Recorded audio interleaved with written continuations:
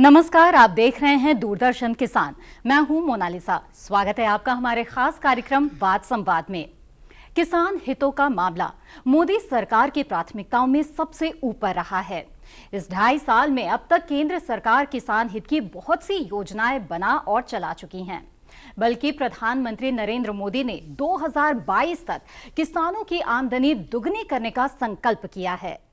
इस दिशा में कोशिशें लगातार तेज होती जा रही हैं। कितनी कारगर हैं ये कोशिशें और क्या करने की जरूरत है ताकि प्रधानमंत्री श्री नरेंद्र मोदी का ये सार्थक सपना पूरा हो सके? इन्हीं सवालों के जवाब तलाश करेंगे आज के वाद संवाद दुगनी होगी किसानों की आय में। इस पर चर्चा के लिए हमारे साथ कुछ बेहद ही खास मेहमान स्टूडियो में मौजूद हैं। कृषि संबंधी संसदीय स्थायी समिति से जुड़े लोकसभा सदस्य श्री जनार्दन मिश्र, कृषि मंत्रालय में अपर सचिव श्री अशोक दलवई, वरिष्ठ आर्थिक पत्रकार और मिंट के एग्जीक्यूटिव एडिटर श्री अनिल पद्मनाभन, इसके साथ ही किसान नेता श्री करमवीर सिंह। बहुत बहुत स्वागत है आप सभी का हमारे इस कार्यक्रम में। और हमारे दूसरी ओर बैठे हैं वो किसान जिनको समर्पित है ये दूरदर्शन किसान, उनका भी भरपूर स्वागत है इस कार्यक्रम में। कार्यक्रम शुरू करें उससे पहले सुनते हैं प्रधानमंत्री श्री नरेंद्र मोदी का वो ऐतिहासिक भाषण जो उन्होंने इसी साल 18 फरवरी को मध्य प्रदेश की सीहोर में दिया था। मौका था किसान महासम्मेलन का। हमारे किसानों की जो आय है, हमारे किसानों की जो इनकम है, वो 2022 तक हम 2 गुना करके छोड़ेंगे, 2 गुना करके छोड़ेंगे। ये संकल्प कर सकते हैं।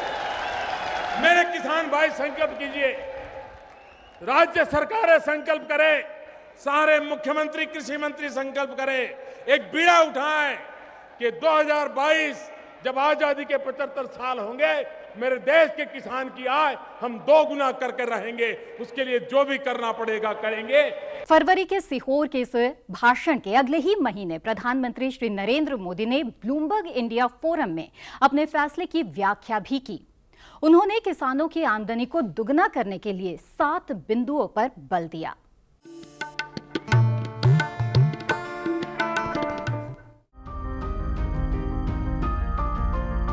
बिना पानी के खेती की कल्पना भी नहीं की जा सकती। देश की अधिकतर खेती आज भी बारिश के पानी पर निर्भर है, जिसका सीधा असर उपज पर पड़ रहा है। उपज कम होगी तो जाहिर है किसान की आमदनी भी घटेगी। प्रधानमंत्री ने हर खेत को पानी का नारा देकर इस समस्या को सुलझाने का बीड़ा उठाया है और 5 साल के दौरान इस मद में 50,000 करोड़ रुपए खर्च करने का प्रावधान किया है। दूसरा बड़ा काम मृदा स्वास्थ्य कार्ड यानी जमीन की ताकत जानने का है। सरकार ने निश्चित समय सीमा में 14 करोड़ किसानों को ये कार्ड जारी करने का फैसला किया है। इसका मकसद मिट्टी की उपजाऊ क्षमता बढ़ाना और खेती में लागत को कम करना है। मौजूदा सरकार किसानों को उन्नत बीज उपलब्ध कराने पर भी जोर दे रही है। अच्छे बीज से उपज भी बढ़ती है। तीसरे, फसल कटाई के बाद हुए नुकसान को कम करने की भी सरकार कोशिश कर रही है। इस नुकसान के 2 कारण हैं: परिवहन की सही व्यवस्था का अभाव और कोल्ड स्टोरेज यानी शीतगृहों की कमी।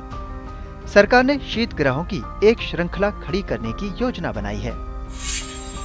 चौथा, सरकार खाद्य प्रसंस्करण के माध्यम से गुणवत्ता को प्रोत्साहन दे रही है। 5वां और बड़ा कदम राष्ट्रीय कृषि बाजार का है। इसके तहत मंडियों को इंटरनेट से जोड़ा जा रहा है, जिसका फायदा ये होगा कि बिचौलियों से किसानों को मुक्ति मिल जाएगी और वो सीधे व्यापारी को अपनी उपज बेच सकेंगे। छठा बड़ा फैसला प्रधानमंत्री फसल बीमा योजना का है। ये योजना मौसम की वजह से हुए नुकसान की भरपाई में मददगार होगी। 7वें कदम के तौर पर सरकार कृषि से जुड़े दूसरे व्यवसायों को भी प्रोत्साहित कर रही है, जैसे मुर्गी पालन, मधुमक्खी उद्योग और मछली पालन वगैरह।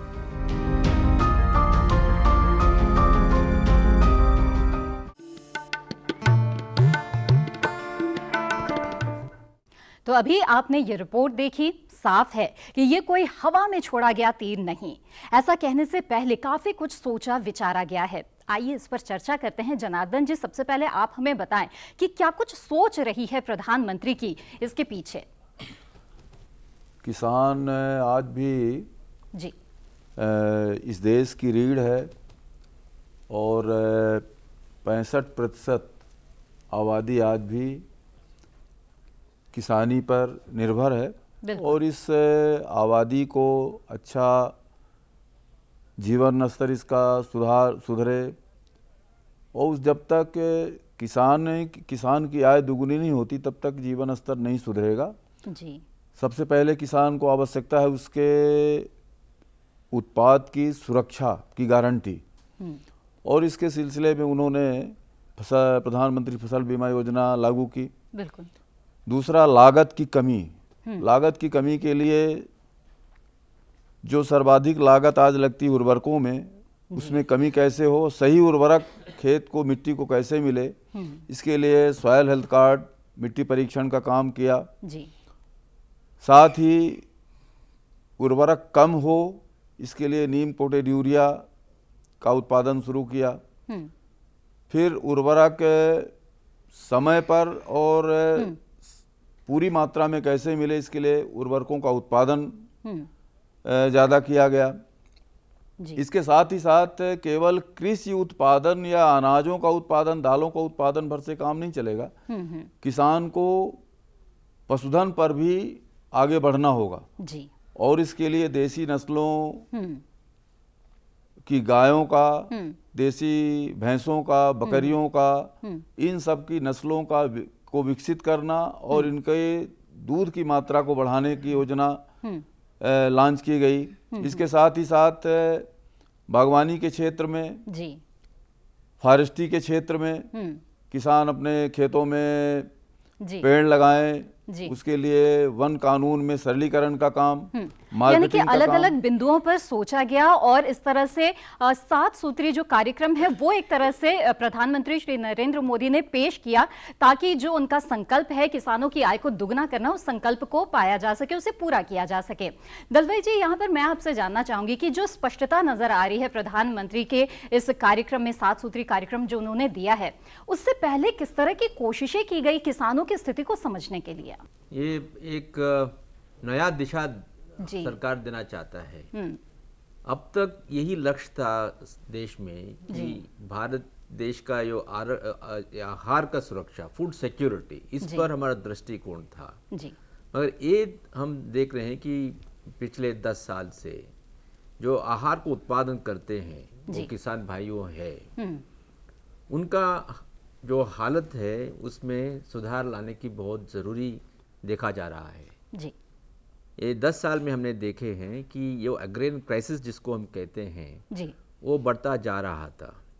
तो अब ये जो नया लक्ष्य है, जी, देश का जो आहार सुरक्षा जो है, फूड सिक्योरिटी है, इसके साथ साथ जो उत्पादन करते हैं उनका इनकम, मतलब उनका आय के विषय में हमको बहुत नज़दीक से देखना पड़ेगा। जी। क्योंकि जो हमारे देश में जो गरीब लोग रहते हैं उनमें किसान भी आते हैं, बहुत सारे किसान उनमें आते हैं। जी।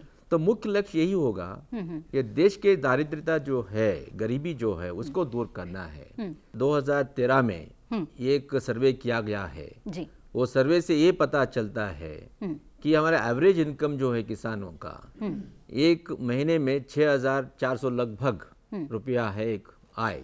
जी। मगर उसके साथ उनका एक्सपेंडिचर है वो भी प्राय उतना ही है। अच्छा। 6,250 है।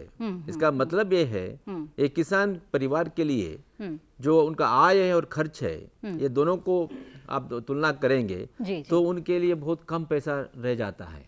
अगर कम पैसा रह जाता है तो जो वो लागत चाहिए अगले साल के लिए या इन्वेस्टमेंट करने के लिए, वो नहीं रहता है। तो इसलिए इसका यही कारण है कि अगर हम आय को बढ़ाएंगे तो उनके पास ज़्यादा पैसा रहेगा, उनके अस्पताल के लिए, शिक्षण के लिए, उनका क्वालिटी ऑफ लाइफ, अगर वो घूमना चाहते हैं और एग्रीकल्चर में और इन्वेस्ट करना चाहते हैं ताकि और अधिक वो उत्पादन कर सके, इसके लिए नया टेक्नोलॉजी ज़रूरत है, पैसा ज़रूरत है, इंफ्रास्ट्रक्चर ज़रूरत है। ये सब के लिए आय की बहुत जरूरी होती है। अनिल जी, यहाँ पर मैं आपसे ये समझना चाहूंगी कि हमने देखा है कि हर सरकार में या कई नेता अपने भाषण में अक्सर इस बात का जिक्र करते हैं कि गांव किसानों की हालत को बेहतर करना है, लेकिन इस बार पहली बार एक लक्ष्य रखा गया है, संकल्प लिया गया है और उसमें जिस तरह से 7 सूत्री कार्यक्रम का जिक्र किया गया है, तो इस स्पष्टता को आप कैसे देख रहे हैं और इस दिशा में उठाया हुआ ये कदम, इसे आप किस तरह से देख रहे हैं? प्रधानमंत्री ने जो संकल्प लिया है तो एक तो डायरेक्शन दे दिया है उन्होंने, और उन्होंने एक लक्ष्य भी दिया है कि 2022 तक एक ये अचीव करना है। लेकिन अब इसको हमने मान लिया। अब दूसरी बात हमें मानना है कि आज भारत में 80% जो किसान हैं वो स्मॉल एंड मार्जिनल फार्मर कहलाते हैं, तो इनके पास ये पब्लिक पॉलिसी के परव्यू में रहते ही नहीं। जो आप जो सब्सिडी कहते हो, प्राइस सपोर्ट कहते हो, ये बड़े बड़े किसानों के लिए रहता है। और दूसरी बात है कि जो कृषि का जो नेचर है वो भी बहुत बदल रहा है। आज वो ट्रेडिशनल कृषि नहीं रहा है, आज हॉर्टिकल्चर आ गया है। जैसे मिश्रा जी ने कहा कि ये डेयरी फार्मिंग भी आ गया, डेयरी फार्मिंग भी, तो ये पूरा जो एग्रीकल्चर जो है इसका नक्शा भी बदल रहा है। अब इसमें जो है रिस्क बढ़ रहा है। अब किसानों के लिए, अब जो किसान भाई हैं हमारे साथ, इनके लिए अगर एक मतलब अचीवमेंट चाहिए तो ये रिस्क को कवर करना पड़ेगा। अब ये ऋण जो अभी हमारे पास कोई इंस्टीट्यूशनल फ्रेमवर्क नहीं है जाके हम रिस्क कवर कर सके। ठीक है जनार्दन जी, मैं आपके पास इस सवाल को लेकर आना चाहूंगी कि किसानों की समस्या अक्सर यही होती है और कहना यही होता है, चूंकि कृषि राज्य का विषय हो जाता है, इसलिए कई लाभ हैं जो केंद्र सरकार की नीतियां हैं वो उसका लाभ उन तक पहुंच नहीं पाता है। बीच में एक तालमेल की कमी के कारण उन्हें बड़ा नुकसान हो जाता है। केंद्र सरकार चाहे जितनी भी जो भी योजना बना ले, उसका क्रियान्वयन तो राज्य सरकार को करना है। जी बिल्कुल। जैसे आज प्रधानमंत्री जी ने कहा कि हम फीडर सेपरेशन के माध्यम से किसान को पर्याप्त बिजली देंगे। केंद्र सरकार के पास आज पर्याप्त बिजली है। अगर राज्य सरकार डिमांड नहीं करेगी या राज्य सरकार फीडर सेपरेशन के माध्यम से किसानों को 8 घंटे 10 घंटे 12 घंटे बिजली नहीं देगी तो उसमें केंद्र सरकार क्या कर सकती है। इसी तरह से प्रधानमंत्री फसल बीमा योजना का सवाल है। कुछ राज्य सरकारें अच्छा काम कर रही हैं, जैसे मध्य प्रदेश सरकार ने किया है, लेकिन वहीं पर कुछ राज्य सरकारें ऐसी हैं जहां से ये आवाज आ रही है कि फसल बीमा हुआ ही नहीं है। तो केंद्र सरकार तो योजना बना के लाएगी, राज्य सरकार को डिस्ट्रीब्यूट करना, अगर फर्टिलाइजर डिस्ट्रीब्यूशन का काम तो राज्य सरकार करेगी। नीम कोटेड यूरिया हमने बना दिया, अब अगर उसकी सप्लाई पर्याप्त रूप से किसान को नहीं होगी तो उसके लिए केंद्र सरकार के पास कुछ ऐसी मशीनरी तो है नहीं कि वो किसान को सीधे देगी। सॉयल हेल्थ कार्ड का मामला है, सॉयल हेल्थ कार्ड भी राज्य सरकार की मशीनरी ही करेगी। पैसा दे रही है केंद्र सरकार, सारे टेक्नोलॉजी दे रही है, पर उसका क्रियान्वयन तो राज्य सरकार को करना। किसान के खेत से मिट्टी उठाना, लैब में पहुंचाना, उसको रिपोर्ट कार्ड बनवाना, देना, ये राज्य सरकार का काम है।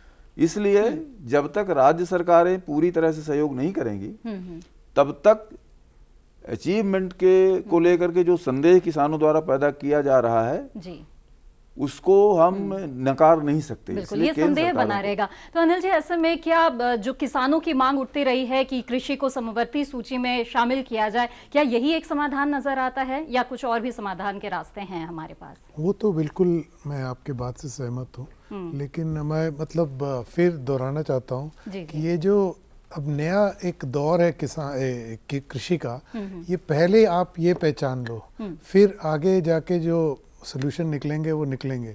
लेकिन हम एक सोच बदलना पड़ेगा। तो अभी पब्लिक पॉलिसी का जो सोच है वो पुराना ही एक सोच है, जबकि किसान आगे निकल चुका है। आप इनकी खेती देखिए, जो जिस किस्म की खेती कर रहे हैं, इन सब में जो रिस्क एलिमेंट बहुत बढ़ गया है, लेकिन हम इनको कॉम्पनसेशन देते नहीं। आप दूसरी तरफ इंडस्ट्री को देखिए, जैसे ही वहाँ रिस्क बढ़ता है भारत सरकार उनको कवर देता है, बैंक का कवर होता है, और जब उनको घाटा होता है उनको तुरंत कुछ पैकेज मिल जाता है, रिवाइवल। पर आप कृषि में देखिए, ये मतलब हम इनको 80 मिड 80 से लेके अभी तक हमने इनको ज़्यादा फोकस नहीं दिया है। ये मतलब तभी मैं अच्छा, लेकिन आपने जैसे कि बताया कि जो किसान है वो आगे बढ़ गए हैं, इसमें जो 7 सूत्री कार्यक्रम इसमें कई चीजें हैं और जाहिर तौर पर कृषि किसानों का ही मामला है तो उनको भी कई बदलाव अपने अंदर भी लाने होंगे। अगर सरकार चाह रही है कि जैविक खेती पर जोर दिया जाए तो जो किसान अब तक जैविक खेती नहीं अपना रहे थे उन्हें भी अब बदलाव लाना होगा अपने खेती के तरीकों में। अब सिंचाई के लिए बहुत ज्यादा पैसे सरकार ने झोंके हैं माइक्रो इरिगेशन के लिए, लेकिन क्या किसान उस तरह से रुझान ले रहे हैं कि वो उनमें बदलाव करें? तो ये बदलाव क्या आप किसानों में देख रहे हैं? वो बिल्कुल, जो किसान जो है बहुत बड़ा रिस्क टेकर है, ये इनको ये क्रेडिट कभी मिलता ही नहीं है। अच्छा। आप कोई भी मतलब आर्थिक अखबार देखिए, कहीं चर्चा देखिए, किसान का जो रिस्क टेकिंग कैपेबिलिटी है वो हम कभी पहचानते ही नहीं है। तो वो सबसे ज्यादा चेंज आप वो नेचर के साथ है, आप खुद ही सोच लीजिए। तो जो उनका जो है डायरेक्ट टच ग्राउंड पर है, वो ही लोग रिएक्ट करते हैं। अब उनको सपोर्ट देना पड़ेगा। अब आप जैसे प्राइस सपोर्ट देते हैं, आप गेहूं के लिए देते हैं, कुछ क्रॉप्स के लिए देते हैं, आप जो हॉर्टिकल्चर में उसमें नहीं है, जो अब नए नए क्रॉप्स आ रहे उसमें नहीं है। अब उनको कोल्ड चेन जो हम कहते हैं, अब इसकी फैसिलिटी नहीं है। तो लेकिन उसके बावजूद भी किसान खुद अपने पे रिस्क उठा के करता है। क्यों करता है? क्योंकि वो रिस्क फ्रेंडली है, तो उनको तो वो तो बहुत तैयार है इसके लिए। तो दलवाई जी, ये जो रिस्क है, जो जोखिम है, इनको कम करने के लिए सरकार की तरफ से क्या कोशिशें चल रही हैं? और जैसा कि बात चल रही है हमारी कि किसान तो बदल चुके हैं, इस जो सरकार है इसकी सोच में भी हम देख रहे हैं कि पिछले की सरकारों के मुकाबले में एक बदलाव है, एक स्पष्ट सोच के साथ ये सरकार चल रही है, लेकिन बीच में एक गैप रह जा रहा है। ये कैसे पूरा हो, इस पर क्या काम चल रहा है? अगर इनको प्रॉफिट, किसानों को प्रॉफिट दिलवाना है, इसका मतलब है उनका जो प्रोडक्टिविटी यील्ड जो होता है उसको बढ़ाना है पहले जी। दूसरे, वो यील्ड जो मिलता है, मिलने के बाद इनका मार्केटेबिलिटी कैसा हो सकता है, ताकि उनको जो मूल्य मिलना चाहिए कैसे मिलेगा, उसके बारे में सोचना चाहिए।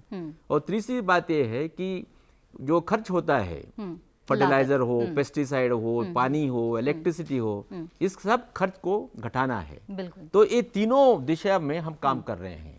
जो हमारा स्कीम्स अब नया शुरू किया गया है, एक एक प्रयास को लागू करने के लिए ही शुरू किया गया है।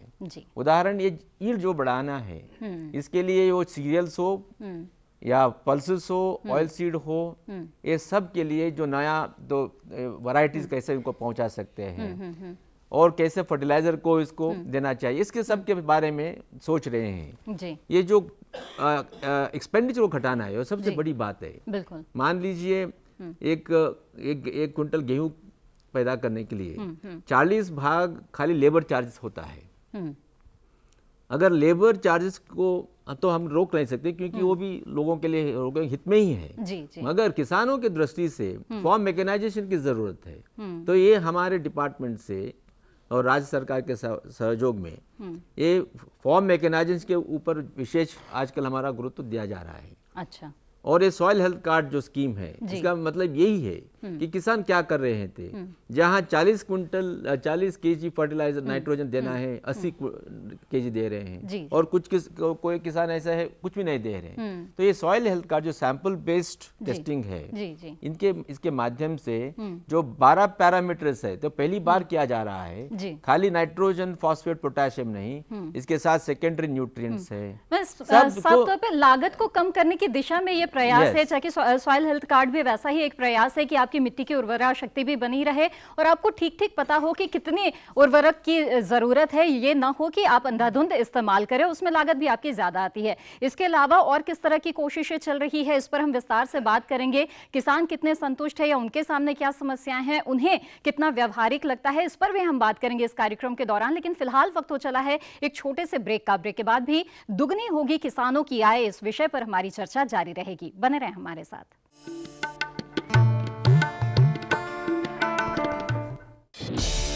किसानों से होंगे सवाल, देंगे सटीक जवाब, तो जीतेंगे किसान कप। किसानों का खुला मंच, नजर रहेगी कृषि वैज्ञानिकों की। देखिए किसान प्रश्न मंच, गुरुवार रात 10 बजे।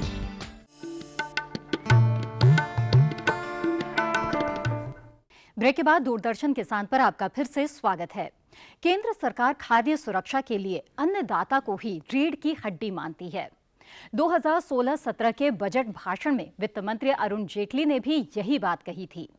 इसके अलावा सरकार ने तय समय में किसानों की आमदनी दुगनी करने के लक्ष्य को पाने के लिए एक समिति भी गठित की है। समिति ने लक्ष्य की प्राप्ति के लिए मार्च 2022 तक की समय सीमा तय की है। क्या है ये समिति, जानते हैं इस रिपोर्ट में।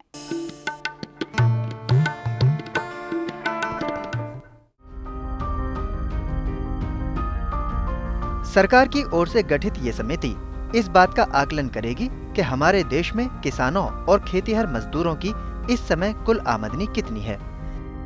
साथ ही समिति ये भी पता लगाने की कोशिश करेगी कि बीते सालों में किसान आय की विकास दर क्या रही है और 2022 तक दुगनी करने के लिए आय को किस रफ्तार से बढ़ाया जाना जरूरी है।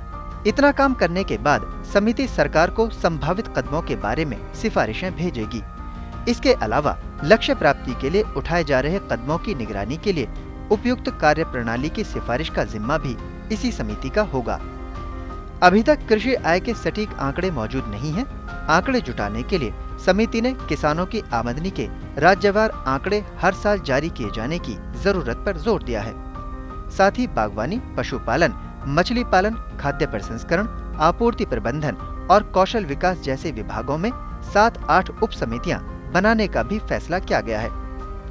ये बात भी सामने आई है कि उपज लागत कम करना, पैदावार बढ़ाना और कटाई के बाद के क्रियाकलाप आय बढ़ाने में महत्वपूर्ण साबित हो सकते हैं। वैसे प्रति हेक्टेयर कृषि उपज में साल दर साल बढ़ोतरी हो रही है, जिसने दुगनी आय के लक्ष्य की प्राप्ति में आ रही अड़चनों को कुछ हद तक कम कर दिया है।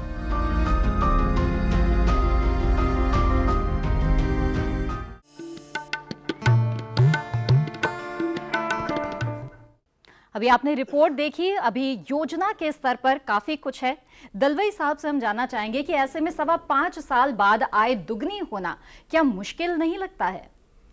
ये तो बिल्कुल मुश्किल नहीं, मगर एक चैलेंजिंग है। इसके लिए तो बहुत सारा काम करना पड़ेगा जी।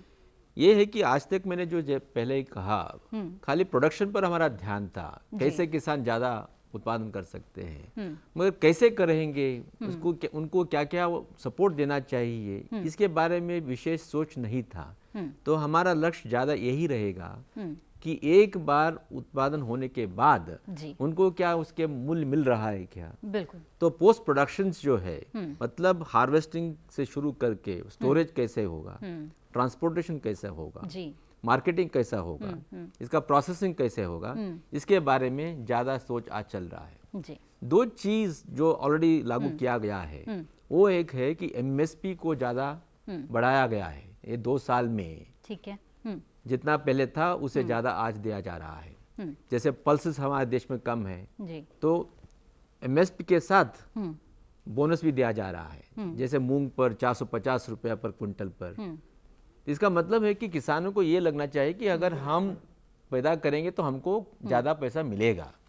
एमएसपी के साथ अगर प्रोक्योरमेंट नहीं होगा तो उसका कोई माने नहीं था। तो अनिल जी जो कह रहे थे जी, तो अब गेहूं और ये पैडी के साथ जो पल्सेस का प्रोक्योरमेंट भी हम कर रहे हैं। इस साल 2 मिलियन टन बफर स्टॉक करने का एक हमारा इरादा है। तो हम मार्केट को जाकर हम जहां जहां ये उत्तर प्रदेश हो, महाराष्ट्र हो, तेलंगाना हो, कर्नाटक हो, राजस्थान हो, जहां ये जो पल्सेस का उत्पादन होता है, वहां से हम खरीद कर ले आ रहे हैं जी। इसी तरीके से जो कमोडिटीज के लिए एमएसपी नहीं है, मान लीजिए एक हॉर्टिकल्चर क्रॉप है, अरेका नट है उदाहरण, या कोकोनट है, जिसके लिए तो नहीं होता है एमएसपी, फिर भी उनका इस कमोडिटीज के लिए एक हमारा नया स्कीम है, मार्केटिंग इंटरवेंशन स्कीम। अच्छा। जहां ये जो प्राइस गिर जाता है मार्केट में, ठीक है, तो अगर उस स्टेट से हमको एक अनुरोध आता है कि यहाँ खरीदना है, तो हम उनको खरीदने के लिए पैसा देते हैं। अच्छा। तो इस साल और यहाँ पे मैं आपसे जानना चाहूंगी कि जो राज्य सरकारें हैं उनकी कितनी दिलचस्पी या उनके साथ कितना तालमेल बन पाता है? तालमेल तो है। उदाहरण यही 26 तारीख को माननीय प्रधानमंत्री जी ने जो प्रगति स्कीम होता है उनका हर महीने रिव्यू करते हैं, उस दिन मार्केटिंग के बारे में उन्होंने रिव्यू किया। हर स्टेट के चीफ सेक्रेटरीज उस मीटिंग में बैठे रहे थे। तो प्रधानमंत्री जी ने उनको यही कहा कि मार्केटिंग रिफॉर्म्स की बहुत जरूरी है। क्योंकि एमएसपी के साथ साथ हम ये चाहेंगे कि मार्केट सुधार हो, ताकि किसानों को सीधा एपीएमसी में जितना पैसा मिलना चाहिए उतना मिले।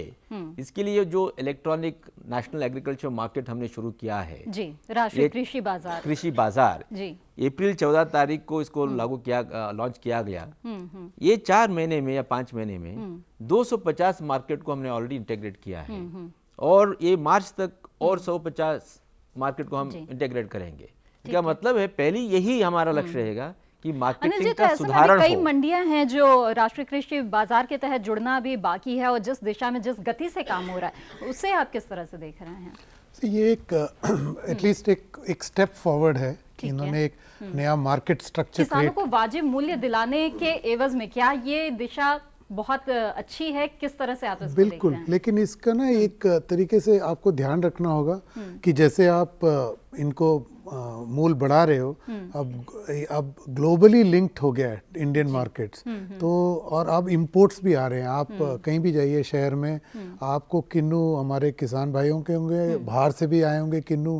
अब ये जो है, अब वहाँ से अगर डंपिंग हुआ और अगर प्राइस गिर गया तो हमारे किसान के जो मूल्य है वो उनको मिलेगा नहीं, तो आप उसको कैसे प्रोटेक्ट करोगे? और जैसे अलवाई जी ने कहा, मैं एक सवाल है कि आप जो ये नया जो एक मतलब कृषि आ रहा है, तो मतलब ये पब्लिक जो इकोसिस्टम जो इसको क्रिएट करना है, जो हम अंग्रेजी में कहते हैं, मतलब नया कृषि जो होगा ये कनेक्टिविटी चाहिए होगा, जो आप कह रहे हो मार्केटिंग चाहिए होगा, लेकिन प्राइस सपोर्ट भी चाहिए होगा। तो इसका जो नया इकोसिस्टम है ये अब सिर्फ धान और इसमें नहीं रहा, जैसे हॉर्टिकल्चर हो, डेयरिंग हो, जो तो उसमें आप किस तरीके से आप देख रहे हैं कि एक नया फोकस, एक नया मतलब एक दिशा दिखा रहे हो? ऐसा है कि इंटीग्रेटेड फार्मिंग पर ज़्यादा हम जोर देंगे अब, क्योंकि रिस्क को डाइवर्सिफाई करना चाहिए। फील्ड क्रॉप के साथ हॉर्टिकल्चर, एनिमल हस्बेंड्री और फिशरीज को इंटीग्रेटेड फार्मिंग में जोड़ना है। ये जो एनवायरनमेंट के बारे में अनिल जी बोल रहे थे, अब विशेषकर एनवायरनमेंट में storage infrastructure, transport infrastructure, road infrastructure ये भी चाहिए। इनके साथ जो न्यू जनरेशन टेक्नोलॉजी इंफ्रास्ट्रक्चर, वो क्या है? मान लीजिए सॉइल हेल्थ लेबोरेटरी की ज़रूरत है जी। अगर हम राष्ट्रीय कृषि बाजार को प्रोग्रेस करवाना है तो इसके लिए एसेइंग लैब की ज़रूरत है, मतलब क्वालिटी पैरामीटर टेस्ट करने के लिए लेबोरेटरी की ज़रूरत है। ये जो फसल बीमा योजना को उसको सक्सेसफुली करने के लिए हमको ऑटोमेटिक वेदर स्टेशन की जरूरत है, ऑटोमेटिक रेन गेज स्टेशन जरूरत है, ड्रोन्स की जरूरत है। ये एक new generation technology, new generation infrastructure है। तो हमारा यही अब उद्देश्य रहा है कि कन्वेंशनल इंफ्रास्ट्रक्चर पूछ रहे थे जनार्दन जी से कि समिति इस दिशा में क्या कोशिशें कर रही है, ये जो नई जरूरतें उभर के सामने आ रही है? निश्चित रूप से इस पर काफ़ी गहन विचार मंथन हो रहा है, और जो नया वातावरण कृषि के क्षेत्र में बन रहा है जी, उसमें नौजवानों की भागीदारी कैसे बढ़े, टेक्नोलॉजी की भागीदारी कैसे बढ़े, उस पर बहुत ही सकारात्मक सिफारिशें जा रही हैं, और सरकार उस पर सकारात्मक रुख भी अपना रही। और मुझे पूरा विश्वास है कि जो पंधावन जी ने, अदलवाई जी ने जो बातचीत की, उन बिंदुओं पर सरकार बहुत सकारात्मक निर्णय करेगी। बिल्कुल। करमवीर जी, यहाँ पर आप बताएं हमें कि जिस दिशा में चर्चा भी चल रही है और जो मुद्दे निकल कर आ रहे हैं, वाकई क्या किसानों के लिए वो बहुत जरूरी है, और उस दिशा में जो सरकार के प्रयास चल रहे हैं उसे आप किस तरह से देख रहे हैं? वाजिब मूल्य दिलाने की जो बात हो अभी ये नूरा कुश्ती मान रहा हूँ मैं, यहाँ जो बात चल रही है, अच्छा देखिए, ये सरकार के सब नीतिगत मामले हैं किसानों के। ठीक है। आप देखिए, राष्ट्रीय किसान आयोग है, 2.5 साल हो गए राजग सरकार को बने हुए। पिछली राजग सरकार में सोमपाल शास्त्री इसके चेयरमैन थे, और अभी तक इसका गठन नहीं हुआ, ना इसके मेंबर का पता, ना चेयरमैन का पता, ना इसके कार्यालय का पता, ना इसके कार्यक्रम का पता। आप दूसरा देखिए, नीति आयोग है, जो प्लानिंग कमीशन का नाम बदला नीति आयोग, उसमें कोई किसानों का प्रतिनिधि नहीं है साहब। आप देखिए, कृषि मूल्य लागत आयोग CACP है, आप कह रहे हैं कि ये राज्यों का विषय है। लेकिन जैसे कि सुनिए नहीं, स्थायी आप कमेटी मेरी का ही बात जो मत गठन काटिए, हुआ पहले और मुझे इसमें ही जो प्रयास चले अपना थे, विषय रख ये लें। सवाल ये है कि जो नहीं हुआ उसको छोड़ के जो हुआ है वो काम आ रहा है कि नहीं किसानों के, इसके बारे में आप नीतियों में ही किसान को उड़ा रहे हैं। प्लानिंग कमीशन में, नीति आयोग में किसान नहीं है, किसान आयोग का गठन नहीं हुआ है, कृषि मूल्य लागत आयोग में किसान नहीं है, जो पार्लियामेंट की स्टैंडिंग कमेटी एग्रीकल्चर है जिसके अध्यक्ष हुक्मदेव नारायण यादव हैं, जो अटल जी की सरकार में कृषि राज्य मंत्री रहे, उन्होंने बच्ची अच्छी संस्कृति है, उसके मेंबर यहाँ बैठे हैं मिश्रा जी। आप उसमें अमल क्यों नहीं कर रहे? आप स्वामीनाथन आयोग की रिपोर्ट को खड्डे में डाल रहे हो। आप लाभकारी मूल्य क्यों नहीं दे रहे किसानों को? प्रधानमंत्री जी ने 15 अगस्त से लाल किले की प्राचीर से यह ऐलान किया कि हम किसानों का 99.5% पेमेंट कर चुके हैं। ये बैठे किसान हापुड़ का 206 करोड़ गन्ने का पेमेंट पिछली साल का अभी बकाया है। आदन जी, मैं समझती हूँ कि आपको अभी जवाब प्रधानमंत्री जी ने जो घोषणा की है उसका अक्षरशः पालन करने का प्रयास किया जा रहा है और मुश्किल से 5% किसानों की राशि बकाया, गन्ना किसानों की राशि बकाया है। और गन्ना किसानों के लिए यही नहीं, पिछली सरकार ने तो कोल्हू बंद कर दिया था। कोल्हू को अलाउ किया इस सरकार ने कि किसान अपना खुद का कोल्हू चला के खुद अपना गुड़ बनाए, गुड़ को रोक दिया था, गुड़ का चालू कर दिया। एथेनॉल के लिए 200% वृद्धि कर दी है। तो गन्ना किसानों को पेमेंट भी हो रहे हैं और गन्ना किसान केवल पेमेंट ही नहीं, खुद अपने पैर पर खड़ा हो, इसलिए उसका कोल्हू अलाउ किया, गुड़ बनाए। और जो एथेनॉल है, जो उसका बाई प्रोडक्ट है और जो वास्तव में आगे चल करके बहुत बड़ी कीमत बनने वाला है, उसकी ओर किसानों का रुख मुड़े और एथेनॉल का 200% से ऊपर उपयोगिता बढ़ा दी है। तो इसलिए ये कहना कि किसानों की ओर ध्यान नहीं दिया जा रहा है, ये उचित नहीं है। पूरी तरह से गन्ना किसानों को और अधिक सक्षम, आत्मनिर्भर और अपने पैरों पर खड़ा करने के लिए प्रधानमंत्री जी का वादा है, वो उसके और आगे बढ़ रहे हैं। ये तो केवल गन्ना किसानों की पेमेंट की बात कर रहे हैं, उससे 2 गुना आगे जाकर के प्रधानमंत्री जी गन्ना किसानों के हित की बिल्कुल, सिर्फ गन्ना किसानों ही नहीं बल्कि तमाम जो किसान हैं देश के, किस तरह से उनकी आय को दुगनी की जाए इस दिशा में प्रयास किए जा रहे हैं और इस पर चरणबद्ध तरीके से कोशिश की जा रही है। कमेटी का गठन किया गया है ताकि सभी बिंदुओं पर काम हो, लागत कम करने की दिशा में काम हो, उत्पादकता बढ़ाने की दिशा में काम हो और जो उत्पादन हो किसानों का उसे वाजिब मूल्य मिले, इसके लिए भी कोई कोर कसर नहीं छोड़ी जा रही है। चलिए, इस पर हमारी चर्चा जारी रहेगी, लेकिन कार्यक्रम में फिलहाल वक्त हो गया है एक और छोटे से ब्रेक का। हम जल्द हाजिर होंगे, बने रहे हमारे साथ।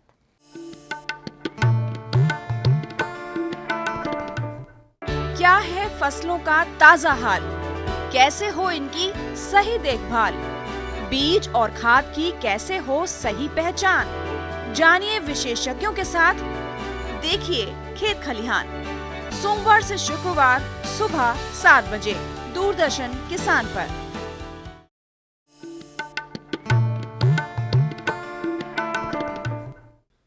ब्रेक के बाद दूरदर्शन किसान पर आपका फिर से स्वागत है। दुगनी होगी किसानों की आय, ये सरकार का विश्वास है और इस दिशा में तेजी से काम भी हो रहा है। ये आपने अभी तक हमारे विशेषज्ञों से वाद संवाद में सुना। अब बारी है हमारे साथ बैठे किसानों की, उनके मन में से लेकर किस तरह के सवाल है, आइए उन्हीं से जानते हैं। बताएं, आप में से कौन सवाल पूछना चाहेंगे? लीजिए। जो हमारे देश के माननीय प्रधानमंत्री जी कह रहे हैं 2022 तक किसान की आय हम दुगनी कर देंगे, तो अभी तक जो पैनल में लोग यहाँ पर बैठे हैं कोई संतोषजनक जवाब इन्होंने नहीं दिया है कि ये आय कैसे दुगनी होगी। आपको स्पष्ट जवाब चाहिए कि किस तरह से आय दुगनी होगी। मेरे ख्याल से आप इसका बेहतर जवाब दे पाएंगे दलवाई जी। हाँ, इसके लिए एक कमेटी बिठाया गया है और वो मार्च 2017 तक एक रिपोर्ट देगा। ये कमेटी यही देख रहा है कि कहाँ कहाँ हम उत्पादन को बढ़ा सकते हैं और ये लागत जो इसको कैसे हम कम कर सकते हैं, और इसके साथ मार्केटिंग सबसे इम्पॉर्टेंट है। अब तक हमारा मार्केटिंग के ऊपर इतना ध्यान नहीं था, इसलिए अब ये नेशनल एग्रीकल्चर मार्केट हो, एमएसपी हो, प्रोक्योरमेंट हो, फूड प्रोसेसिंग हो, इसके बारे में सोचकर इसको इम्प्लीमेंट करने के लिए कुछ पदक्षेप हम ले रहे हैं। तो निश्चय तरफ से आप देखेंगे कि ये किसान का जो आय है निश्चय दोगुनी होगा। इसके साथ ये भी है कि एक कृषि में बहुत किसान है आजकल, पॉपुलेशन ज़्यादा हुआ है, तो इसके साथ हम ये भी कोशिश करेंगे कि ऑफ फार्म एक्टिविटी जैसे मशरूम कल्टीवेशन है, बी कीपिंग है, पोल्ट्री है, इसको भी हमको इसके साथ किसानों को कुछ सहायता देकर, टेक्नोलॉजी, फाइनेंस देकर इसमें भी लगाना है उसके साथ। और ये फूड प्रोसेसिंग इंडस्ट्री जो है, फूड प्रोसेसिंग अब तक क्या हुआ है, 2 से 5% मात्र आज का प्रोसेसिंग हो रहा है देश में। हमारा जो लॉस है बहुत है, किसान तो पैदा करते हैं मगर उसका लॉस हो जाता है क्योंकि वो स्टोरेज के लिए फैसिलिटीज़ नहीं है, प्रोसेसिंग के लिए फैसिलिटीज़ नहीं है। अगर ये सब हो जाएगा, एक आंकड़ा है 2014 में एक एस्टिमेट किया गया है, प्राय 1 लाख करोड़ का ये जितना हॉर्टिकल्चर, एग्रीकल्चर उतना लॉस हो रहा है देश में।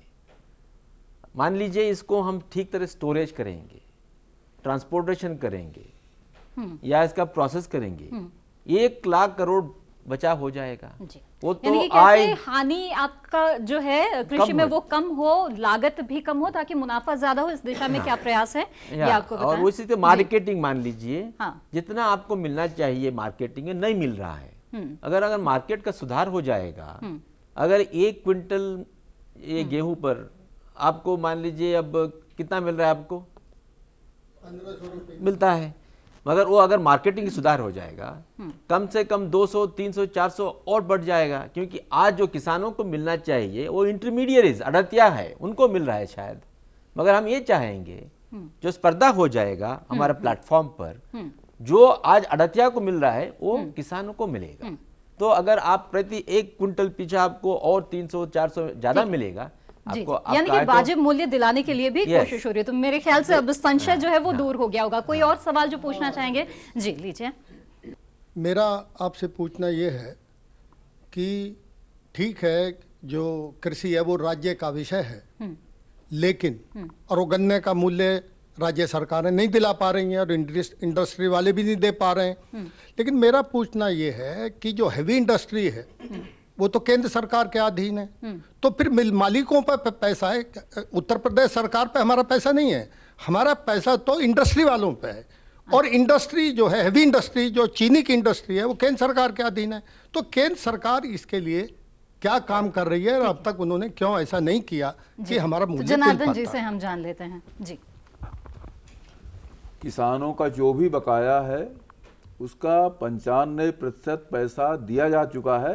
1-2 जगह कहीं समस्याएं हैं, उनको भी निराकरण करने का प्रयास हो रहा है। इसलिए ऐसा कहना कि किसानों का पैसा नहीं दिया जा रहा है, ये मैं समझता हूँ 1-2 जगह की समस्या को एक विस्तारित समस्या बताया जा रहा है। जी, जी। इस तरफ बैठे किसानों में से कोई सवाल? कृषि की उपज बढ़ाने के लिए कोई तकनीक किसान सेंट्रल गवर्नमेंट के पास है? अच्छे बीज सप्लाई करने की क्या स्कीम KVK के पास है? मैं पिछले वर्ष की बात बताता हूँ, केवल 1 सेकंड लूंगा। अच्छा। हापुड़ जिले में कई हजार हेक्टेयर उड़द बोया गया, लेकिन उस पर बीज ही नहीं आया। अच्छा। पीला पड़ गया सब, और दवाइयाँ छिड़की गई, किसानों का नाश हो गया। अच्छा। इस साल कई हजार हेक्टेयर उड़द फिर बोया गया, लेकिन आपका फल नहीं आया। अच्छा। लोग कहते हैं कि ये मौसम का फर्क है। तो किसानों ने आत्महत्या कर ली इस बात में। तो किसान उसको कुछ ना कुछ मुआवजा ऐसा मिलना चाहिए कि जिस तरीके से उसका भला हो सके। सबसे मुख्य है कि बीज है। हाँ। तो इसलिए हमने इस साल क्या किया है, हर स्टेट को लिखा गया है कि आपको कितना बीज चाहिए क्रॉप अनुसार, आप पहले हमको बता दीजिए। 2 साल का हम एक प्लान बना देंगे। ये नहीं कि अगले सीजन के लिए क्या चाहिए अब प्लान करें, नहीं। 2 साल के बाद आपको जितना चाहिए आप अभी उसको एस्टिमेट करके हमको बता दें, ताकि हम उसके बंदोबस्त कर सकते हैं। हमने ये देखा उदाहरण, पल्सेस जो उड़द के बारे में बोल रहे थे हमारे भाई साहब, कि हमने 150 सीड हब्स शुरू किया इस साल। अच्छा। ताकि सारा देश में ये जो हमारा पल्सेस है जितना चाहिए सीड रिप्लेसमेंट के लिए उतना पहुंचाने के लिए, बीज की कमी को दूर करने के लिए 150 सीड हब शुरू किया गया है। साथ ही मुआवजे का भी इन्होंने जिक्र किया, तो क्या अच्छे बीज न होने की वजह से जो नुकसान है उसके लिए भी मुआवजा है? फसल बीमा योजना जो शुरू की गई है उसमें, फसल बीमा योजना में बीज बोने के बाद मान लीजिए बारिश नहीं हुआ या और कुछ ओले पड़े, नुकसान हो गया, तो उसमें वो आ जाएगा। ठीक है। मगर बीज ही ठीक नहीं है तो इसमें नया आएगा। मगर उसके लिए स्प्यूरियस सीड जो होता है उसको सीड एक्ट में, अब तो एक नया सीड बिल के बारे में हम सोच रहे हैं, सीड एक्ट में वो कानून आ जाएगा, ताकि अगर किसी ने स्प्यूरियस सीड्स को बिक्री किया किसान भाइयों को तो नेचुरली उनके खिलाफ कुछ एक्शन कार्रवाई करना। और किसान भाइयों को भी इस बारे में जरूर ध्यान रखना चाहिए कि जो प्रमाणित जगह है वहीं से बीज खरीदे और बीज खरीदने के साथ ही रसीद जरूर ले ले, क्योंकि अगर इस तरह की कोई समस्या आती है तो कम से कम आप शिकायत कर पाएंगे अगर आपके पास रसीद होगी तो। बहरहाल आगे बढ़ते हैं, कुछ और इस सवाल जो पूछना चाहेंगे लीजिए। मेरा एक सवाल है भारत सरकार से कि बात चल रही है कि फसल आमदनी दोगुनी हो, 2022 तक आमदनी दोगुनी हो, लेकिन हापुड़ ब्लॉक की अगर हम बात करें, उत्तर प्रदेश सरकार की बात करते हैं तो यांत्रिकरण ही नहीं है अभी अच्छा। और यंत्रीकरण हमारे पास में छोटे छोटे किसान हो गए क्योंकि जमीन तो बढ़ती नहीं है, पॉपुलेशन बढ़ रही है, किसान की जमीन घट रही है। इसके लिए अच्छे बीज की अभी आपने बात करी है कि हम आपको अच्छे बीज सुलभ करा देंगे, लेकिन उसके साथ साथ एक समस्या आती है यंत्रीकरण की। और यंत्रीकरण के साथ साथ भी जो सब्सिडी उत्तर प्रदेश सरकार देती है वो अभी किसी किसान के खाते में नहीं गई है। बीजों पे जो सब्सिडी दी गई है वो अभी किसान के खाते में नहीं गई है। तो मेरा ये सवाल है भारत सरकार से, कृषि में निवेश बढ़े इसके लिए सरकार क्या कर रही है? छोटे यंत्रों को विकसित किया जा रहा है और 922 छोटे यंत्रों का मानकीकरण हो चुका है और इस तरह से सीमांत किसानों की, छोटे किसानों की समस्याओं को ध्यान में रख करके केंद्र सरकार ऐसे यंत्र विकसित कर रही है। जहां तक सब्सिडी का मामला है तो अभी तक तो राज्य सरकारें ही इस तरह की सब्सिडी देने का काम करती हैं, केंद्र सरकार उनको देती है फिर वो देती हैं। पर अब ये जो समस्या आ रही है इसमें नए सिरे से केंद्र सरकार विचार कर रही है कि जो सब्सिडी है वो सीधे किसान को ही ट्रांसफर हो जाए, राज्य सरकारें उसमें बिचौलिए का जो काम करती हैं वो उनसे हट जाए। इसलिए किसान भाई का जो प्रश्न है उसका समाधान भी होगा। अनिल जी, ये जो यंत्रीकरण के बारे में हम 2 मॉडल अब लागू कर रहे हैं। एक है कस्टम हायरिंग सेंटर, क्योंकि हर किसान तो खरीद नहीं सकते हैं, तो इसके लिए हम ये अब शुरू किया है कि हर ज़िले में, हर ब्लॉक में एक हायरिंग सेंटर हो जहाँ से किसान भाइयों हायर पर ले सकते हैं जो यंत्र उनको चाहिए। और दूसरी मॉडल जैसे मध्य प्रदेश में अब किया गया है, ये जो वहाँ ये है इंडिविजुअल के माध्यम से, मतलब एक यूथ हो जिन्होंने कुछ पढ़ाई की है, कुछ काम नहीं मिला है, उनको हम फाइनेंस अरेंज करके उनको उनके माध्यम से हायरिंग का एक बिजनेस शुरू किया है। तो इसका मतलब है अब किसानों को जैसे भी हो यंत्रों को पहुंचाना है, ये काम शुरू हो गया है। केंद्र सरकार भी सब्सिडी देती है, इसके साथ राज्य सरकार भी देती है, तो दोनों मिलाकर हम किसानों को पहुंचा देंगे। ठीक। अनिल जी, यहाँ पर मौजूद जो किसान है उनके सवालों को सुनकर ऐसा नहीं लगता है कि जो राज्य सरकार का गुस्सा है वो एक तरह से केंद्र सरकार पर निकल रहा है? वो तो बिल्कुल है, बट मैं किसान भाइयों की समस्या समझ रहा हूँ। आपको ध्यान रखना होगा 3 साल सूखा आ रहा है, उसके बाद इनकी समस्या आई है और फिर ये जैसे मैंने पहले बोला कि ग्लोबल प्राइसेस गिर गए हैं तो उनका भारत डोमेस्टिक मार्केट पे भी असर पड़ा है। तो इनकी और सूखे के बाद इनकी समस्याएं बहुत हैं, तो इनको मतलब एक मतलब गुस्सा तो होगा ही, तो और इनको नुकसान भी हुआ है। जैसे दलवाई साहब ने शुरू में ही कहा था कि इनका जो सर्वे आया है उसमें भी साफ है कि अगर 250 रुपये महीने का मुनाफा है इनमें तो कहाँ चले, हमारे घर नहीं चलते, इनके कहाँ चलेंगे। तो वो ध्यान रखने में इनकी समस्याएं असली हैं। बट इसमें एक पॉजिटिव यही है कि ये पहली बार मैं देख रहा हूँ राज्य क्षेत्र में, राज्य सरकारों में भी एक तरीके से कृषि पे एक फोकस आया है, जैसे कि मतलब एक फिर से आया, क्योंकि बड़ा ही महत्व है। क्योंकि आज जो हिंदुस्तान में है 50% आधा 50% जो है हमारे जो एम्प्लॉयमेंट है वो खेत में है, लेकिन इनका जो जीडीपी में वैल्यू है 15% है। तो इनके आमदनी दुगना करना बहुत ही महत्व है, क्योंकि ये हमारे ओवरऑल वेलबींग। राज्य सरकार में आप कह रहे हैं दिलचस्पी, मध्य प्रदेश का हमने देखा उदाहरण कि एक तरह से एक कार्य योजना तैयार कर ली है मध्य प्रदेश ने, एक नजीर पेश किया है। इस तरह की दिलचस्पी बाकी राज्य सरकारों में क्या दिख रही है? अभी सुनने को आ रहा है जैसे तेलंगाना सरकार ने कहा है सिंचाई के लिए वो पुराने जो थे वो चेक डैम वो उन पे वो खूब खर्चा कर रहे हैं। अब आंध्र प्रदेश में हमने सुना है, उनके तो महाराष्ट्र में सुना है, अब महाराष्ट्र में बहुत ही सूखा रहा है हाल में, तो वो एक फोकस फिर वापस आ रहा है। ये एक बहुत ही पॉजिटिव डेवलपमेंट है कि कृषि में वापस केंद्र सरकार तो दे ही रहा है, अब राज्य सरकार भी देंगे, क्योंकि अब इसमें चुनाव का भी अगर आप जोड़ दें तो अब किसान भाई अगर जो गुस्सा है पॉलिटिशियन तो ये गुस्से को ध्यान रखेगा ही। जी चलिए देख लेते हैं और किस तरह के सवाल इनके मन में हैं। जी मैं भारत सरकार से एक बात और पूछना चाहता हूँ, ये जो आपने क्रेडिट कार्ड बैंकों से केंद्रीकरण है, केंद्र सरकार के अंदर आते हैं, तो किसान से बीमा काटा जाता है 2.5%, उसमें क्या आपका ध्येय है कि किस तरीके से दिया जाता है वो? मेरा विचार है कि पर्सनल, जैसा आपके गन्ने की खेती है या मतलब आपकी किसी फसल की खेती है, आपके यहाँ कोई ऐसी घटना घट जा, बिजली की तार टूट जा, तो उसे क्या बीमा मिलना चाहिए, नहीं मिलना चाहिए?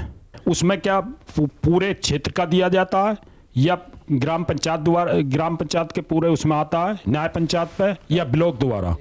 जबकि जब बीमा हर आदमी का व्यक्ति कटता है, फैक्ट्री एक अलग होती है, दूसरी फैक्ट्री अलग होती है, अलग अलग बीमे होते हैं, तो उस किसान का भी तो हर आदमी का लोन लिया हुआ, जिसने लोन लिया हो वो बीमा कटता है, और उस बीमे को पर्सनल आदमी को नहीं दिया जाता। ये नया स्कीम जो है फसल बीमा योजना, प्रधानमंत्री फसल बीमा योजना, इसमें पहली बार ये जो प्रीमियम किसानों को देना पड़ता था उसको बहुत कम किया गया है, वो भी यूनिफॉर्म किया गया है। खरीफ सीजन में 2% जो भी क्रॉप हो 2%, और रबी में 1.5%, अगर हॉर्टिकल्चर क्रॉप में है 5%। तो इसका यही कारण है कि किसानों को इसका भार न हो। ये प्राइस डिस्कवरी की बात, क्योंकि टेंडर के माध्यम से प्रीमियम कितना देना पड़ेगा वो तो खचित होने के बाद 2% जो किसान भाई देंगे, बाकी जितना है वो केंद्र सरकार और राज्य सरकार भरते हैं। दूसरी बात यह है, हमारा गाइडलाइंस जो है, हमने राज्य सरकारों को पूरा फ्रीडम दिए हैं किस क्रॉप को हम शामिल करना चाहेंगे।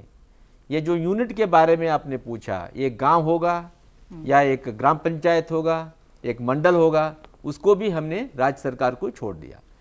ऐसे स्टेट है जहां एक गांव को एक यूनिट बनाया गया है, और दूसरे स्टेट है जहां एक ग्राम पंचायत को उन्होंने बनाया है, मगर ये जो फ्रीडम उनको दिया गया है, उनको यही लक्ष्य रखना पड़ेगा तय करने के वक्त कि ग्राम पंचायत को रखना उचित है या गांव को रखना उचित है। वो तो राज्य सरकार को हमने दे देगा। अगर यहाँ से हम फिक्स करेंगे शायद वो ठीक नहीं होगा। और ये जो है ये नहीं कि परमानेंट है कि इस खरीफ में उन्होंने ऐसा किया है, रबी में चेंज कर सकते हैं, क्योंकि उनको भी एक एक्सपीरियंस होगा। ये तो पहली बार तो वो भी लागू कर रहे हैं, तो उनके एक्सपीरियंस होगा, वो चेंज करते रहेंगे। तो इससे निश्चय रूप से लाभ होगा। मैं बताना चाहूँगा, मैं अपने ज़िले का बता रहा हूँ कि हमारे यहाँ जैसे बीज नहीं हुआ, पूरे गांव में पानी आ गया तो वो पूरे गांव में लागू होगा, एक खेत पर वो लागू नहीं होगा। लेकिन अगर ओला पड़ गया, पाला पड़ गया, तो इंडिविजुअल किसान को मिलेगा। आग में से आपने खेत काट के रख दिया फसल, और केवल एक खेत में आग लगी, जैसा आपने बताया कि बिजली के करंट से, तो बिजली के करंट से अगर एक खेत में आग लग गई तो उस इंडिविजुअल किसान को मिलेगा। इस तरह से उसके 3-4 स्टेप हैं कि कितने नुकसानी पर कितना क्या क्या। अभी ये बहुत प्रयोग के तौर पर देखिए है, इसमें आगे क्या सुधार हो सकते हैं, फिर क्या सुधार होंगे, फिर क्या सुधार होंगे, इस तरह से अभी प्रारंभिक अवस्था में है। इसको पूरा मॉडल नहीं मान लेना चाहिए कि नहीं आज ही इसको पूरी तरह से लागू हो गया है। ये जिस तरह से हम आगे बढ़ते जाएंगे, अभी तो मुश्किल से अगर ये जो अऋणी किसानों का ले लीजिए, तो अऋणी किसान अभी मुश्किल से 10% 5% ही बीमा करा रहे हैं। इस साल ज्यादा हो गया, 3.5 करोड़ किसान। तो अब धीरे धीरे वो कुल मिला करके तो धीरे धीरे इस योजना ऋण का लक्ष्य भी सरकार ने बढ़ाया है और किसान भी ले हमारा रहे हैं। कोशिश यही है कि कम से कम 50% किसानों का इंश्योरेंस हो 2-3 साल में। उदाहरण गत वर्ष कितना था, 3 करोड़ किसानों का इंश्योर हुआ था। इस साल 3 करोड़ 50 लाख किसानों का हुआ है। तो रबी में ज्यादा हो ही जाएगा और नेक्स्ट ईयर तो और बढ़ेगा, क्योंकि राज्यों को पता चलेगा। में एक सवाल और ले लेते हैं, यहाँ पर हमारे साथ बैठे हैं किसान जी, बताएं। सरकार ने किसानों के लिए कर्ज की सीमा बढ़ाकर 9 लाख करोड़ रुपए कर दी है, पर इसका ज्यादातर हिस्सा ट्रैक्टरों के खाते में चला जाता है। इसके लिए क्यों ना समान नीति लागू होनी चाहिए? समान नीति ऐसा है, ये जो 9 लाख करोड़ हमारा टारगेट है इस साल क्रॉप लोन का, पिछले साल तो 8 करोड़ 50 लाख था, इस साल इसको बढ़ाया गया है। स्केल ऑफ फाइनेंस जो होता है, हर ज़िले में एक टेक्निकल कमेटी बैठता है, वो तय करते हैं कि किस क्रॉप को कितना क्रॉप लोन देना चाहिए। वो तो फ्रीडम ज़िला कमेटी को है। उसके अनुसार हमारा क्या प्रावधान होता है, जितना चाहिए, जितना पैसा हम दे सकते हैं कोऑपरेटिव सोसाइटीज़ को बैंक के माध्यम से, और उस पर सब इंटरेस्ट सबवेंशन होता है। मतलब हम एक किसान को 4% में क्रॉप लोन मिल जाता है जी। मगर मार्केट रेट तो बैंक का 9% है। ये इंटरेस्ट सबवेंशन में 2% हम देते हैं, उसके साथ जो किसान भाई ठीक टाइम पर रिपेमेंट करते हैं उनको और 4% मिलता है। इसका मतलब 4 + 2 6% उनको मिल गया इंटरेस्ट सबवेंशन। 4% में क्रॉप लोन मिल जाता है। और अब ये साल हम कोशिश करेंगे कि सोसाइटीज़, कोऑपरेटिव सोसाइटीज़ है, उनको कंप्यूटराइज करना है, क्योंकि कोऑपरेटिव सोसाइटीज़ का कंप्यूटराइजेशन नहीं हुआ है जी। अगर कंप्यूटराइज होगा, अब तो हर आदमी का एक जनधन योजना में अकाउंट बनाया गया है जी, जी। आधार है, आधार, जनधन अकाउंट, और ये जो कंप्यूटराइजेशन होगा तो सीधा उनके बैंक अकाउंट में पैसा चला जाएगा। ठीक है, तो पूरी चर्चा को आपने सुना है, किसानों के सवालों को सुना है। कार्यक्रम के आखिर में दलवे जी, मैं आपसे यही पूछना चाहूंगी कि क्या कुछ इन्हें आप कहना चाहते हैं देश के किसानों को, ताकि उनके मन में कोई संशय न रहे। जो नरेंद्र मोदी हमारे प्रधानमंत्री ने संकल्प लिया है कि किसानों की आय को दुगना करना है, तो उस दिशा में बहुत ही सकारात्मक प्रयास चल रहे हैं, इसलिए आप क्या कहना चाहेंगे? ये तो जैसे अनिल जी ने बोल रहे थे और हमारे माननीय लोकसभा एमपी भी बोल रहे थे, अब पहली बार अब कृषि पर सबका ध्यान आ चुका है। केंद्र सरकार और केंद्र सरकार यही कोशिश कर रहा है कि राज्य सरकार को भी शामिल करके पार्टनरशिप के मॉडल में हमको लेकर जाएंगे। इसीलिए हमने अब अलग अलग स्टेट को जाकर एक मीटिंग कराया है, ताकि स्टेट भी जैसे मध्य प्रदेश का हुआ है, ओडिशा हो, कर्नाटक हो या राजस्थान हो, हर स्टेट में एक उनका खुद का एक प्लान वो बना रहे हैं, ताकि ये जो हमारा लक्ष्य है कि 2 गुना करना है, तो इसके लिए जो स्कीम्स को री-इम्प्लीमेंट करना है या रीडिजाइन करना है वो हम करेंगे जी। ये जो सॉइल हेल्थ कार्ड हो या प्रधानमंत्री कृषि सिंचाई योजना हो या फसल बीमा योजना हो, नेशनल मार्केटिंग हो, ये सब उसी ढंग से तैयार किया गया है और आगे भी हम तैयार करते जाएंगे। और ये एग्रीकल्चर का मतलब खाली फील्ड क्रॉप नहीं, इसके साथ हॉर्टिकल्चर है, एनिमल हस्बेंड्री है, फिशरीज है और ये बी कीपिंग। इसका एक मॉडल मैं बताऊंगा आपको किसान भाइयों को कि धान का रोपा लगाया, उसमें आप 6 इंच पानी डाल दीजिए, मछली डाल दीजिए, ऊपर मुर्गी का सेट बना दीजिए, ऊपर मुर्गी का अंडा, नीचे मछली और धान। इस तरह से अब खेती को 3 भाग, एक ही खेत में 3 भाग करके उसको करना पड़ेगा। जमीन का रकबा कम होता जा रहा है, इसलिए ऐसे उपाय तो लगाने ही होंगे ताकि आपकी जो आय है वो दुगनी हो सके। इसीलिए कई तरीके से इंटीग्रेटेड फार्मिंग का जो सिद्धांत है वो अपनाना पड़ेगा और किसानों को इस तरह से अपनी आय को दुगना करने के लिए कई प्रयास करने पड़ेंगे और सरकार की तरफ से मदद मिल रही है। और जैसा कि चर्चा में बात सामने आई है कि केंद्र सरकार, राज्य सरकार साथ में तालमेल बनाकर काम करे, इस दिशा में भी कोशिश की जा रही है। तो इसी के साथ आज के वाद संवाद में बस इतना ही, इस उम्मीद के साथ कि 2022 तक सरकार अपने लक्ष्य को हासिल करने में कामयाब हो जाएगी और अन्नदाता के घर भी समृद्धि आएगी। वाद संवाद के लिए समय निकालने वाले हमारे सभी मेहमानों और किसानों का आभार। अगले हफ्ते नए विषय और नए तेवरों के साथ फिर मिलेंगे, तब तक के लिए दीजिए इजाजत। नमस्कार।